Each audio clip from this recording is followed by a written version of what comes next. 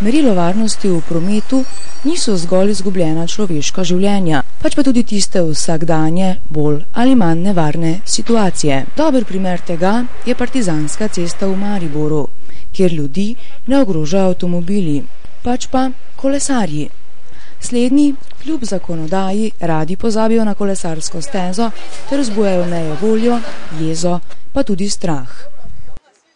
So nasilni, so, ne? Ko se vozijo, ne? Kako to mislite, nasilni? Ja, tako, napadajo, pa tako. In če se ne obrneš okrog, ali kaj, si lahko kar na tleh hitro, ne? Pa se ga moraš pač ogibati, ne, da te ne podere, ne? Nikoli ne veš, da te v kateri podrne, sploh ne, ne?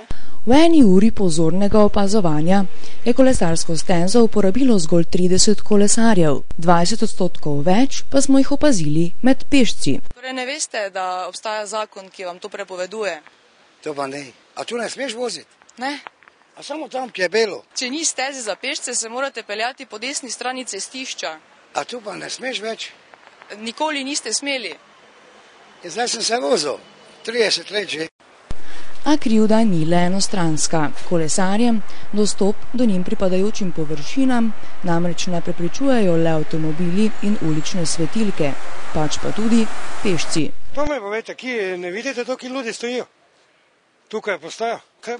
Kaj ima stati za tu, ko grejo bicikliste? Kaj pa avtomobili? Tu nima kaj stati. So torej brezbrižni le kolesarji? Zakaj stojite na kolesarski stezi? Ne vem, pač to je plac. Zakaj se pa ne umaknete? Čakam avtobus. In tako se razprava o prometnih predpisih, odgovornosti in malodušnosti vrti v krogu. Morda bi situacijo lahko rešil kakšen mestni redar. V nekaj urah naše prisotnosti ob lepem vremenu in tako številnih prekrškarjih nismo opazili niti enega.